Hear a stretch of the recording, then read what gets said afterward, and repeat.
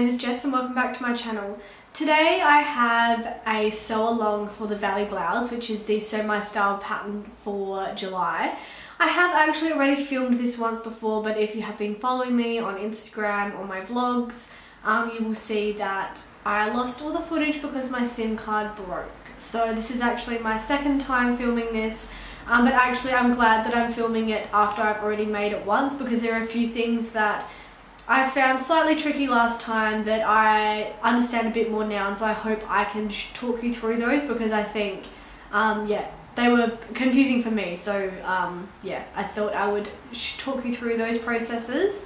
This is my first Valley Blouse. I haven't actually shown this anywhere yet because I'm waiting until the last Sunday of the month for this one, because I have a skirt that I want to make to go with it, so I want to do them as a little outfit. So this is the first time people are really seeing it properly. I love this top. Like, at first I wasn't really sure because it is quite flowy and quite baggy, but actually it is so comfortable and it's just beautiful. Like, I love these sleeves. I wore it out the other day and I just felt so good in it. So I'm happy to be making another one anyway. So all my pattern pieces are cut. I have cut an extra small. It is quite baggy, so this sort of fits me quite perfectly, and this is, yeah, I mean, I am usually an extra small to extra small, so I think if you're in between sizes, I would probably go with the smaller size. So I asked you guys on Instagram stories what fabric I should use because I'm trying to use it from my stash, and you guys, the vote was this navy, which I think is a linen as well, but is definitely a little bit drapier than this, which was a cotton linen. And it has a slight stripe to it, which I'm not sure you're going to be able to see on this camera. But anyway, it's really gorgeous, and I have actually cut the top pieces with the stripe going this way and the bottom and the sleeves with the stripe going that way, just to add a bit of contrast. But yeah, so I'm really excited, so let's jump into the sew along. Okay, so the first thing we need to do is pop the yoke liner to the main yoke pieces. This fabric I don't think has a right and a wrong side. Oh no, it does. If your fabric doesn't have a right or wrong side, you will just need to be careful when you're putting this together that you are using the same side for all of your pattern pieces. So these look really similar on both sides, and it is a bit hard to tell which one is like the right way to go. It's really hard to see on this fabric what the right and the wrong sides are. Actually, I have to keep flipping them over all the time to check that I've done it right. So yeah, you're attaching the shoulder seam to the yoke. Now the seam allowances in this pattern are 1 centimetre or 3/8 of an inch, which is a little bit unusual actually for a woven pattern. Woven patterns are usually 5/8 of an inch. But yeah, just make sure you check your seam allowances before you start sewing. And then you want to press your seams. Okay, so now we need to do the same with the back yoke and the 2 front pieces as well. So same thing, just attaching them at the shoulder seams, making sure that you have right sides together, and the small side of this one facing out, because that is the arm. Oh, I just need to go and press these seams open. Okay, so the next step is to attach the lining pieces with the outside yoke pieces. So I like to attach mine at the shoulder seams first, just to make sure that they are lined up correctly, and then once I've done that, I can just pin all the way up the side here, around the neckline, and then down the other side. Okay, so now I'm just going to sew all along that area.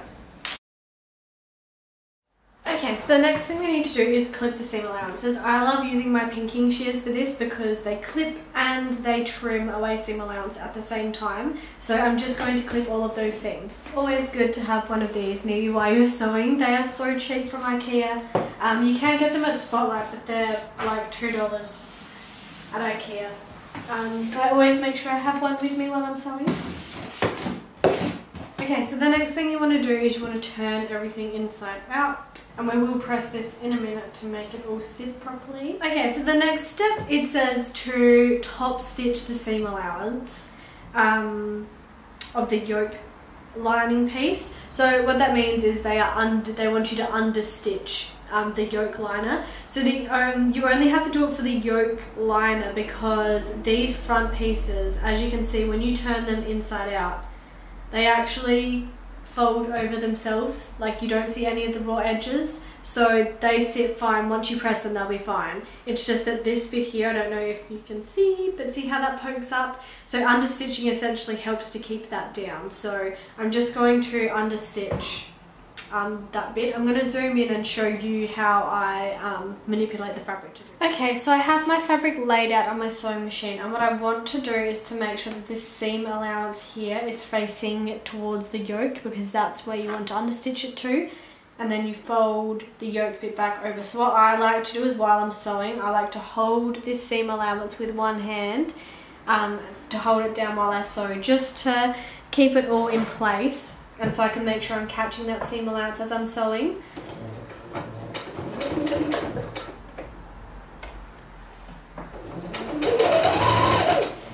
And I'm also quite a quick sewer, but in this instance I would definitely suggest turning down your speed on your sewing machine, because you don't want to accidentally sew over the front of it. You want to be careful that you are catching that seam allowance underneath. So just before I go and press that, I'm just going to add in my little Jessica Lorraine tag, just because it's a lot easier to do it now than it is to do it when the garment's actually finished. So, okay, so now I'm just going to go press. Okay, so the next step is to add in the keyhole lining. I actually had never done one of these before, but there is a really good tutorial over on the Cali Faye website which talks you through and has really clear pictures on how to insert one of these for yourself. So I would highly recommend you go and check that one out, and I will link that one down below for you.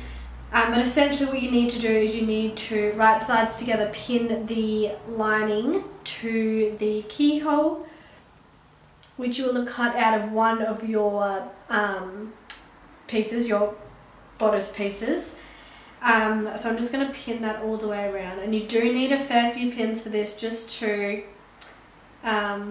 keep it all together. It does get a little bit awkward around the like little V bit, but once you sew it down, it's fine. And don't be freaked out, you will have some left over. It's just so that they make sure you have enough. Alright, so I have put pins in my keyhole lining, and I'm just going to sew that now. This is another one where you need to sew really slowly, because you don't want to not catch any of this, especially this bit here, which is where the keyhole V is. Okay, so once you've sewn that in, you want to press the seam allowance towards the keyhole lining piece. Okay, so the next thing you want to do is you want to fold this over the seam allowance. I'm not sure if you're going to be able to see on my fabric because it's so dark. So you just fold it over the seam allowance just below the stitch line that you just did, and then you want to press that in place. This is essentially like adding bias binding onto it. Okay, so then you want to do is you want to fold it all the way over so that you don't see it at all, so it's just a clean edge, and then you're going to top stitch that in place. And now I'm just going to press that one in place, and also cut off any of the excess pieces. Okay, so then the next step is to fold the shirt in half, and then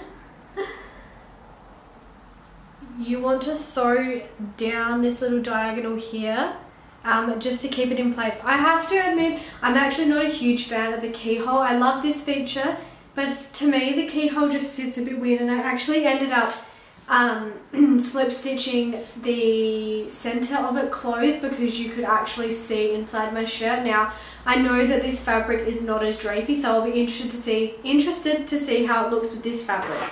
But I'm just not a huge fan of it, yeah, personally. But anyway, we'll see how it looks on this one instead. So then essentially your shirt should look like a little V. Okay, so the next step is to gather the front and back bodice pieces using a gathering stitch. So I usually set my machine to the longest stitch length, which for me is 5.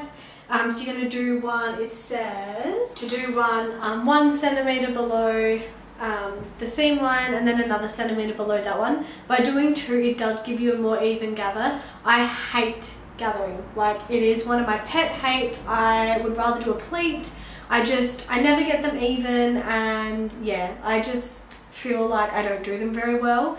But yeah, we're interested to see how it goes with this fabric. Okay, so this did this to me last time, but on my back piece. So I'll be interested to see how it works on my back piece. But I've sewn one and it's already gathered it for me, which can happen with your fabric. And actually, I think it looks like a really nice even gather. So I'm going to personally decide not to do another row of stitching, because I feel like that's even enough, and I will be able to get away with just doing it with one line. It's completely up to you. There are so many different ways to do gathering. I've seen people use dental floss. They say that's really good, so you do a zigzag stitch over the top of the dental floss and then you pull. So it's completely up to you how you do it. The two does sometimes make it a lot more even, but in this instance I'm just going to leave mine like this. So I'm just going to do the same to my back. Okay, so this is the bit where it got a little bit confusing for me last time, and I had to spend quite a bit of time really thinking about the instructions because they're not 100% clear on how you do this. So we need to attach the front shirt to the front yoke. So what you're doing is you're only attaching it to the front yoke piece. So if I grab my yoke pieces, so you're only attaching it to, oopsie, to this bit here, not the whole thing, just this one front yoke here. So you'll do that on each side. So what I like to do when I'm attaching a gathered piece to another bit is I like to attach each side so I know exactly how much I need to bring it in by. As you can see, it is really, really close, so I only need to pull very slightly to get this in there properly. Okay, so I'm just going to pin that in place now. I like to use quite a few pins when I'm gathering, just so that I can make sure when I'm sewing they all stay in place. Sorry, my battery just went flat. So yeah, I'm just going to sew this together now before I do the other side. Make sure you turn back your stitch length as well. I always forget to do that. Okay, so now I'm just going to do the same with the other side. Okay, so the next bit is a little bit confusing, so I'm just going to change the angle of the camera so I can hopefully explain it to you a little bit better. There's no photo instructions for this section of it, not that there's that many anyway. And it took me so long to kind of sit down and work it out in my head, so hopefully this will make it a little bit clearer. Okay, so this bit involves a little bit of twisting, so let's just start from the beginning. So here is what you should have once you've attached the front pieces. So, whoops, trim that thread. So this is your keyhole and these are your front yoke pieces. So what we're going to do now is we'll start on this one. We're going to turn the whole thing inside out. So here is the front bit all turned inside out. Oops.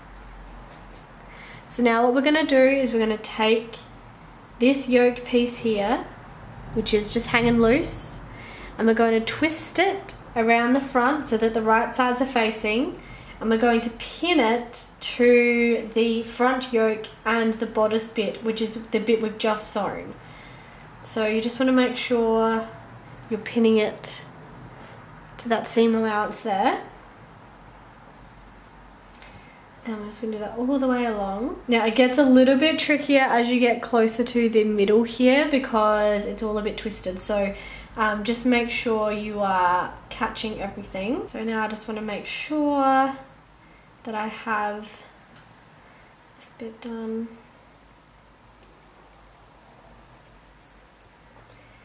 And here you just want to pull this corner here so that all of your seam allowances are in there, and then you can pop a pin in there. So then what we're going to do is we're going to sew from this side so we can see the line, oops, so we can see the line of stitching we did before. I'm really sorry you can't see it very well on this fabric because I'm using a dark thread on a dark fabric, but my seam allowance is here. So I'm going to stitch over that line again to encase the seam allowances. Okay, so this is what you've got now. You can see that all of those seam allowances have been encased into one. So before we flip this right sides out, I'm just going to trim back the seam allowance to reduce the bulk. So again, I'm just using my pinking shears, which if you have not invested in these, you need to ASAP. They are the most amazing tool ever.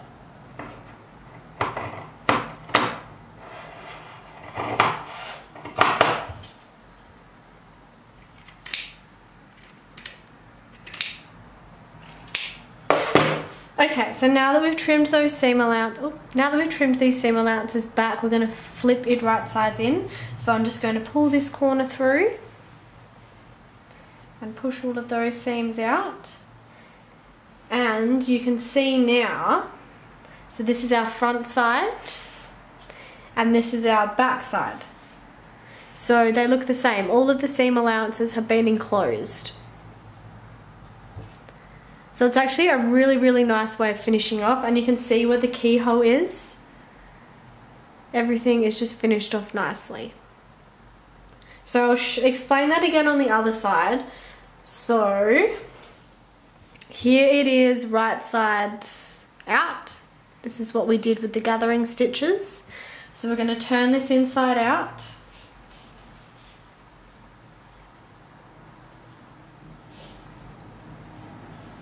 So as you can see, this is all inside out. We're going to take this yoke piece, which is hanging loose over here, and we're going to bring it around to the front and pin it in place.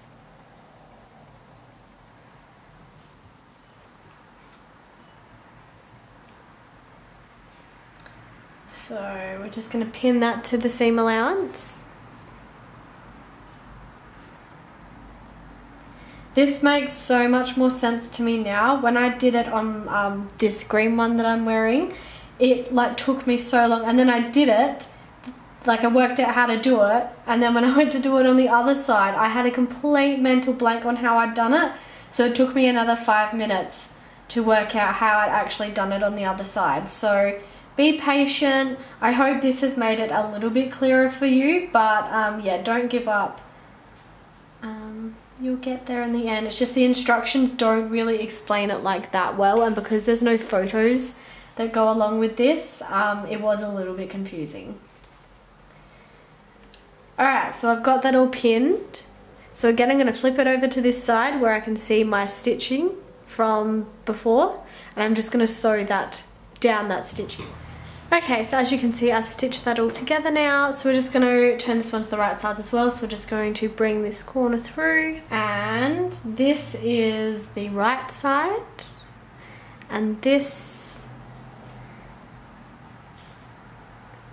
is the inside. So as you can see, it's encased all of those raw edges. So I'm just going to go and give that a little press now.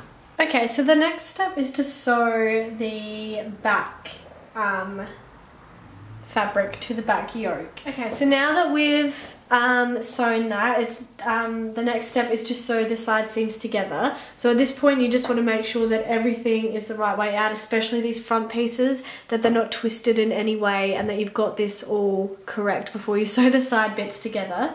And then I'm gonna do French seams again. So what we're gonna do is we're going to sew them wrong sides together again. So you're essentially, like, this is the front of the shirt, you're sewing these wrong sides together with a 1 centimeter seam allowance. So you just need to make sure that the back seam and the front gathered seam all line up. So I'm just going to pin both sides this time just to make it a little bit quicker. Okay, so I'm just going to sew both sides now with a 5mm seam allowance. So now we're going to turn them inside out so that we're back to sewing with right sides together, and I'm just going to press both seams before I sew a 1 centimeter seam allowance. Okay, so these are all pressed and pinned, so I'm just going to sew them with a 1 centimeter seam allowance now. I just really, really love the way French seams finish off the inside of a garment. They're just such a gorgeous way to enclose the seam allowance. Okay, so the next step is to hem it. They say to neaten the edge of the hem and then hem it at 1 centimeter. At 1 inch, but what I prefer to do is to fold it over 1/2 inch and then fold it over another 1/2 inch. That's what I did with this one, and then sew it at 1/2 inch instead. I just think it looks nicer and it gives it a little bit more of a professional finish. So I'm going to do that now. I'm just going to go over to my ironing board and I'm going to press it up 1/2 inch and then press it up 1/2 inch again, and then I'll come back and top stitch it on my machine. Okay, so the very last thing we need to do is the sleeves. I really like the way the sleeves come together. It's so cute how it has the little cuffs on there, and they're really easy to do. So the first thing you need to do is put in some gathering stitches. So you want to do them from the notches, in between the notches at the top and all the way along the bottom of the sleeves. The next step is to add on the cuffs. So what you want to do is, again, I'm going to pin each edge of my cuff to the sleeve, right sides together. My sleeves are the other thing that I cut with the stripes going that way because I thought it would be something a little bit different. Although, to be honest, you're not really going to be able to see the stripes unless it's in the light. That's the only way. I noticed that they were like that when I first picked it up. I had no idea that it even had stripes in it. So yeah, I'm just going to pin those to the sides and then pull this in. And then I'm just going to sew that and take out the gathering stitches, and then I'm just going to repeat the same with the other one. So the next step is to fold this remaining edge of the cuff over 1 centimeter and press. Okay, so then the next step is to fold this over right sides together so that it just goes over the seam allowance we just sewed with the gathering. So the point of this is that when you flip it back over, it will hide all of the raw edges. Again, I really like the way that this top is finished off. It is so neat inside. So yeah, that is definitely one big plus about it. And then you stitch down each side. And I'm just going to trim those seam allowances again with my pinking shears, just so that when I turn them in, there won't be so much bulk there. And then you flip them over and press them, and then as you can see, it will hide all of those seam allowances. Now they say to stitch in the ditch at this point, which is where you stitch down this front seam allowance and catch the back seam allowance so that you can hide those seam allowances. But I hate stitching in the ditch. Like, I actually hate it. I can never do it right, and I just honestly prefer to hand stitch it. So I will continue on with everything else, but I will hand stitch it a little bit later on. Okay, so the other thing about this pattern is that they don't actually tell you where to put the buttonholes or the buttons on the cuffs or the buttons on the front here. She kind of leaves it up to you, which I think is a little bit weird. How does she word it? It just says, additionally think about adding sleeves, buttonholes and buttons to the cuffs and the sleeves. Like, isn't that the whole point of having it there? It would be pretty weird just to have this like flapping open. So I'm not really sure why that happens. It took me forever to read through the pattern because I thought that I'd missed something the first time. So before I attach the sleeves to the garment, I'm actually going to attach the, I'm going to do the buttonhole on the cuffs. So yeah, I'm going to do the buttonholes, which I've done here. So usually the buttonhole goes on the right hand side and the button goes on the left hand side, so I'm just going to do that now. I found these really cute little navy buttons on a shirt dress that I got from a girl I went to school with, but I don't think I'm ever going to wear it as the actual shirt dress itself because it is really baggy, and I thought I could take it in, but it's really not that flattering, so I'm going to turn it into something else. But I got these super cute little, I don't know if that's going to focus actually. Anyway, they're like these really super cute little buttons from there. So I'm going to pop those on. They are teeny tiny, like they're going to look so small. But realistically, I'm not going to open these much anyway, so I'm okay with that. Okay, so now all that's left to do is to insert the to sew up the sleeve side seams and then insert the sleeves. So I'm just going to fold them right sides together.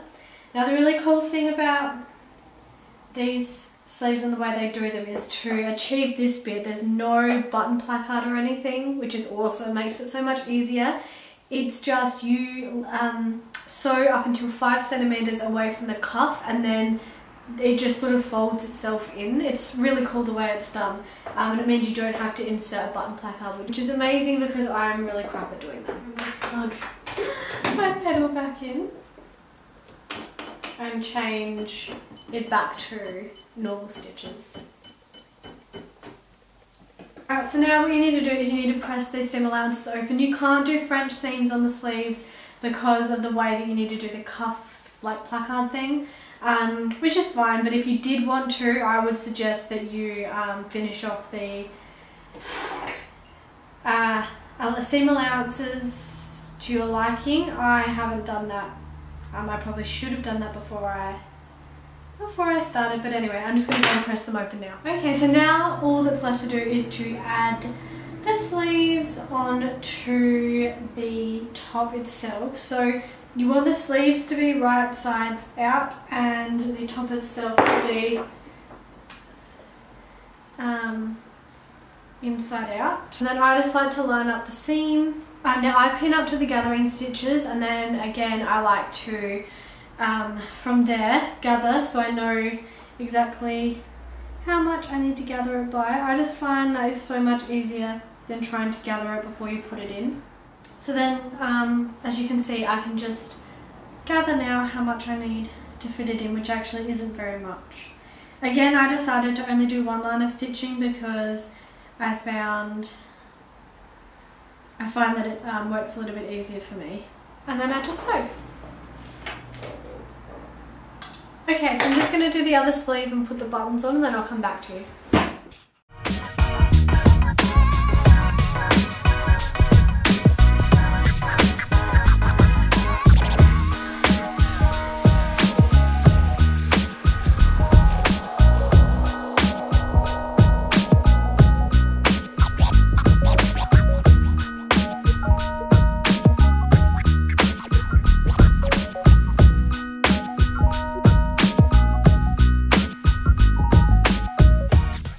I hope you liked that video, guys. If you did, please give it a thumbs up and subscribe if you haven't already. There'll be more photos of this over on the blog, which I'll link below. And yeah, I'll see you guys next week. Bye!